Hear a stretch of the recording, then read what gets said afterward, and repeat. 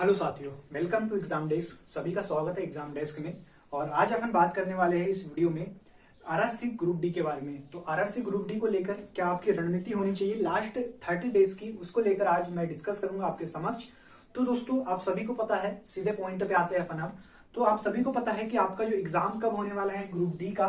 तो group D के exam को लेकर जो है पहले ही रेलवे ने आश्वस्त कर दिया था कि आपका जो एग्जाम है वो कब होगा, वो अप्रैल में होगा। ठीक है, अप्रैल से आपका जो ग्रुप डी का एग्जाम है वो स्टार्ट हो जाएगा। ये रेलवे ने पहले ही अपना पूरे के पूरे कैलेंडर में डिस्कस कर दिया था, पहले ही बता चुका था। 2021 में आपका अप्रैल में ग्रुप डी का एग्जाम हो सकता है। तो आज से अगर बात करें तो आज से कितने दिन बचे आपके पास, तो आज से पूरा का पूरा मार्च बचा है और फरवरी के 8 दिन बचे हैं। ठीक है, 6 दिन बचे हैं, सॉरी। ठीक है, तो पूरे के पूरे आप अप्रोक्सीमेटली आप लगा सकते हैं। टोटल आपके पास दिन बचे हैं 30 दिन, 30 डेज बचे हैं। और इस 30 डेज में आपको ऐसा क्या करना है जिससे कि आपका सिलेक्शन 100% श्योर हो जाए। तो उसी को लेकर आज अपन इस वीडियो में चर्चा करेंगे। तो सबसे पहले बात करते हैं दोस्तों, आपका जो एग्जाम का जो तरीका है, मतलब एग्जाम जो होने वाला है उसकी तैयारी आप कैसे करें। तो अभी तक बहुत से कैंडिडेट अच्छे से तैयारी कर रहे होंगे और अपनी जो तैयारी है एकदम चरम पर पहुंच गई होगी। और उन कैंडिडेट की बता दूं जो तैयारी नहीं कर रहे हैं, जो ऐसे ही उड़ा रहे हैं, मतलब कि दिनों को ऐसे ही गवाते जा रहे हैं, तो उनको खासकर ज्यादा से ज्यादा दिक्कत हो सकती है। और जो तैयारी कर लिए है अच्छे तरीके से, पिछले 1 साल से मिनिमम कंटिन्यू तैयारी करते रहे हैं, तो उनको ज्यादा दिक्कत नहीं होने वाली है। तो दोनों कैंडिडेट को अपन लेके चलते हैं, दोनों की बात करते हैं। तो जो अपनी तैयारी कर ली है, अच्छी खासी तैयारी हो गई है, तो उनको एक सजेशन यही दूंगा कि आप ज्यादा से ज्यादा रिवाइज करें और सेट टेस्ट ज्यादा से ज्यादा लगाएं। तो ऑनलाइन आप टेस्ट सीरीज ज्यादा से ज्यादा लगाएं, क्योंकि अब जो टाइम है दोस्तों, अब टेस्ट सीरीज ही लगाने का है, ऑनलाइन टेस्ट सीरीज लगाने का समय है। ठीक है, तो ज्यादा से ज्यादा ऑनलाइन टेस्ट सीरीज लगाएं। और ऑनलाइन टेस्ट सीरीज की मैं बता दूं, आप किसी भी कंपनी की ले सकते हैं, कोई सा भी एजुकेटर्स की ऑनलाइन टेस्ट सीरीज ले सकते हैं, चाहे वो एग्जाम्पल हो, टेक्स्ट बुक हो, ग्रेडअप हो या कोई भी हो। ठीक है, उसकी आप टेस्ट सीरीज लेके जो ऑनलाइन वाली होती है वो ज्यादा से ज्यादा लगाए। और सिर्फ लगाए नहीं, मान के चलो आपने एक टेस्ट दिया है, ठीक है, एक टेस्ट दिया है और आपके उसमें नंबर आ रहे हैं, ठीक है, तो आप अपने ऊपर उस टेस्ट सीरीज को एनालिसिस करो। मतलब कि आप एनालिसिस करो कि कहाँ गलती कर रहे हैं। ठीक है, जिसके अच्छे नंबर आ रहे हैं तो वो तो ठीक है, और जिसके अच्छे नंबर नहीं आ रहे हैं तो अभी भी उनके पास टाइम है दोस्तों, 1 महीने का। उन टॉपिक पे आप कवर करें, उन टॉपिक पे आप अपनी रणनीति बनाएं, जिससे कि आप वो टॉपिक जो है स्ट्रांग हो सके। ज्यादा से ज्यादा कैंडिडेट का जो टॉपिक वीक रहता है वो रहता है करंट अफेयर। ठीक है, ये सभी का रहता है अनुभव। ठीक है, सभी का करंट अफेयर वीक रहता है, तो करंट अफेयर की ज्यादा आपको चिंता करने की जरूरत नहीं है। अभी भी आपके पास टाइम है, आप पूरा का पूरा 2020 का करंट अफेयर अच्छे तरीके से पढ़ लीजिए। ठीक है, उसके साथ ही साथ जो 2019 की जो इंपॉर्टेंट इवेंट हुई है उसको आप अच्छे से कवर कर लीजिए, करंट अफेयर में बता रहा हूँ। ठीक है, इसके बाद अब इतना आप कवर अगर कर लेते हैं तो ऐसा तो देखा गया है कि प्रीवियस ईयर के क्वेश्चन पेपर में 2016 का भी क्वेश्चन पूछा था करंट अफेयर का। मतलब कि जो 2018 में एग्जाम हुई थी उसको 2016 का करंट अफेयर पूछा था। तो आप सोच सकते हैं दोस्तों, करंट अफेयर का कोई भी वो नहीं है, करंट अफेयर कितने भी टाइम प्रीवियस ईयर का पूछ सकता है। ठीक है, तो आप करंट अफेयर पे ज्यादा से ज्यादा अगर आपको कमांड बनानी है तो आप 2020 और 2019 का करंट अफेयर अच्छे से तैयार कर लीजिए। ठीक है, अच्छे से तैयार कर लीजिए, और जो बाकी आ जाता है तो सबका छूटने वाला है। ठीक है, क्योंकि करंट अफेयर्स में 2018 का वो क्वेश्चन पूछेगा जो स्टैटिक जीके बन गया है। कुछ करंट अफेयर क्या होते हैं, वो स्टैटिक जीके बन जाते हैं। जैसे कि अगर आज कोई घटना घटित हुई है, वो इतनी इंपॉर्टेंट है, वो हमेशा चलते रहेंगी, तो वो स्टैटिक में आपको पूछ लेता है। ठीक है, तो करंट अफेयर से बहुत ज्यादा क्वेश्चन आते हैं ग्रुप डी में। मैं अगर बात करूं तो पूरे अगर जीके और जीएस में वेटेज देखें तो करंट अफेयर का बहुत ज्यादा वेटेज रहता है। तो आपको करंट अफेयर की अच्छे से तैयारी करनी है। ठीक है, इसके बाद दूसरी बात करते हैं अपन मैथ्स की।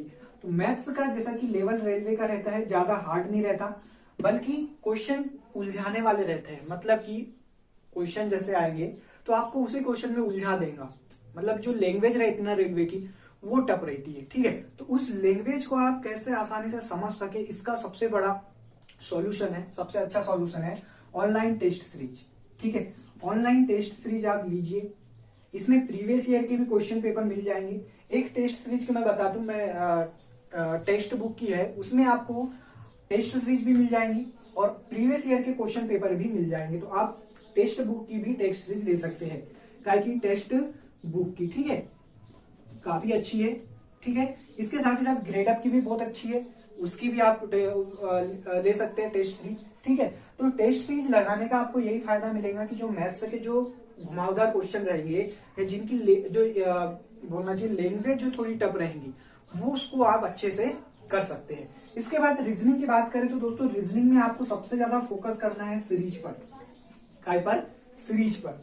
जो सीरीज आती है नंबर सीरीज, अल्फाबेटिकल सीरीज, ठीक है, इन पर ज्यादा फोकस करना है। वेन डायग्राम, वेन डायग्राम दोस्तों बहुत ज्यादा गलत होते हैं बच्चों के, वेन डायग्राम को आपको ज्यादा से ज्यादा कवर करना है। दूसरा मैं बात करूं तो वेन डायग्राम के बाद जो फिगर काउंटिंग आता है, फिगर काउंटिंग, जो ऐसे जो चैप्टर है ना, जो ज्यादा से ज्यादा प्रैक्टिस करेंगे तभी इन चैप्टरों पे कमांड बना सकते हैं, तो इनकी आप ज्यादा से ज्यादा प्रैक्टिस करें। क्योंकि ऐसा होता है दोस्तों कि आप इन टॉपिक को जो है इग्नोर कर देते हैं, बोले ये फिगर वाले क्वेश्चन क्या होते हैं तो आप इसको इग्नोर कर देते हैं, लेकिन सबसे ज्यादा दिक्कत एग्जाम में यही क्वेश्चन आते हैं, फिगर काउंटिंग, पेपर कटिंग, ठीक है, और वाटर इमेज, मिरर इमेज, ये ज्यादा, और ये ज्यादा मतलब डिफिकल्ट होते नहीं है। अगर आप इनको अच्छे तरीके से समझ लेंगे तो ये बहुत आसान होते हैं, ठीक है। इसके बाद मैं बात करूं जो ऑड और इवन वाले क्वेश्चन आते हैं रीजनिंग में, ऑड और इवन वाले क्वेश्चन आते हैं, उन पर ज्यादा से ज्यादा आपको इस एक महीने में कमांड बनानी है, ठीक है। तो अपन डिस्कस कर रहे हैं 30 डेज की स्ट्रेटेजी, ठीक। इसके बाद रीजनिंग होगी, मैथ्स होगी, करंट अफेयर होगी, और साइंस। अहम रोल है दोस्तों साइंस का। साइंस आपको किस तरीके से कवर करना है, तो यार देखिए साइंस बहुत ज्यादा पूछने वाला है। साइंस में 3 पोर्शन आते हैं, फिजिक्स, केमिस्ट्री और बायोलॉजी, ठीक है। सभी से क्वेश्चन बराबर रहेंगे, ये मान के चलो अगर 25 नंबर की साइंस आ रही है तो आपको सभी से क्वेश्चन देखने को मिलेंगे, फिजिक्स, केमिस्ट्री और बायोलॉजी से समान रेशियो में, ठीक है। जैसे कि 7 या 8 क्वेश्चन इससे रह जाएंगे, 8 क्वेश्चन इससे रह जाएंगे, इससे 9 क्वेश्चन रहेंगे, तो सभी पे आपको कमांड अच्छे से बनानी है। तो साइंस के लिए आपको क्या करना है, ज्यादा से ज्यादा प्रीवियस ईयर को फॉलो करना है, मतलब कि जो प्रीवियस ईयर क्वेश्चनों का सेट रहता है ना, रेलवे उन्हीं में से क्वेश्चनों को पूछती है, ठीक है।